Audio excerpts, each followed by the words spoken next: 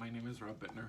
I'm a postdoctoral research fellow at the University of British Columbia's Library School, and I specialize in LGBT representation in young adult fiction. And today I'm super excited to be talking about one of my absolute favorite books from the last year and a bit, Darius the Great is Not Okay by Adib Khorram. And I was really excited to actually just even see the invitation to give little videos to Edie Campbell's blog because, well, I mean, Edie Campbell is amazing. And I was also just very excited to be able to take part in a project celebrating Asian Pacific American Heritage Month. And so I just want to talk a little bit about my love for this book and read a couple of passages for you. One of the things I love the most about Darius the Great is Not Okay, aside from the fact that it's just an award-winning masterpiece, is that it's a quiet book.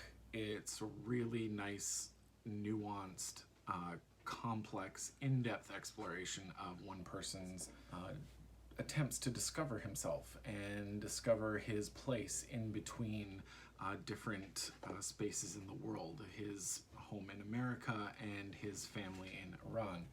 And I love that that exploration gets to play out in a couple of different backdrops, and that he gets to explore friendship in such meaningful ways with a new person, Sohrab, in Iran, and that they get to develop a friendship. And so one of the things I really love about Adib Khorram's writing is just his ability to really deep dive into those complicated and really tender feelings that can be felt between two male characters. This book is about friendship more than anything, and what I love is that there is queer subtext within the book, but it's not a romance. It's not about finding first love, finding true love, and developing, you know, a romantic connection, and then having a relationship as the end goal for the book. This book really is just about Darius trying to understand himself better and trying to make himself known to his family in a new context among grandparents who don't necessarily understand him, or the fact that he's dealing with depression and they don't understand that depression is not something that's easily fixable. One other thing I really appreciate about this book is just the humor. There's a lot of humor. There's a lot of fun reference to Star Trek, so any fans of Star Trek will certainly appreciate this book.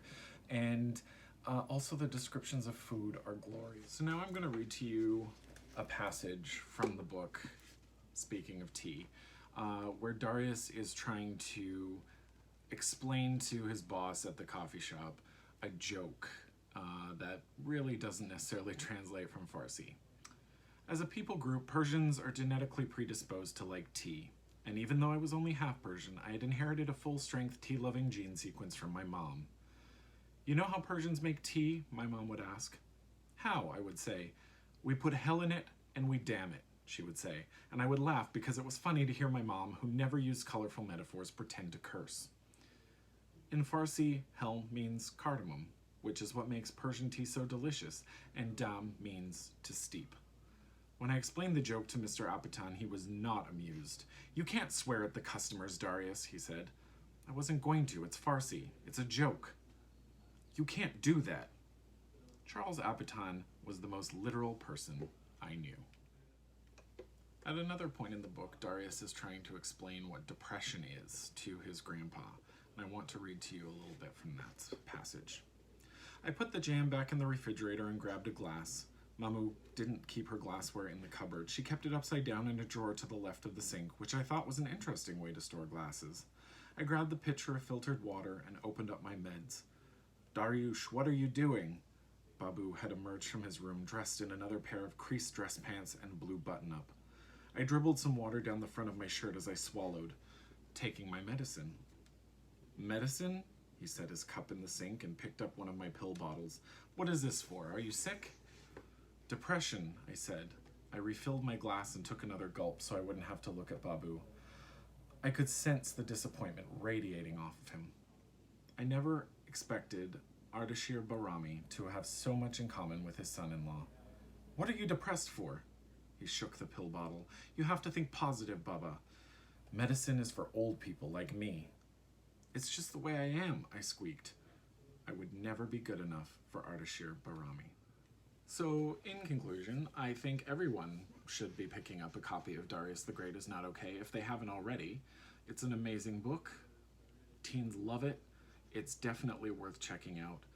Also, look out for the sequel, Darius the Great Deserves Better, which hopefully will be coming out later this year. Thank you so much for watching this little video. It's my first time on YouTube in ever, so thank you for watching, and thank you for checking out Edie Campbell's blog. Have a good one.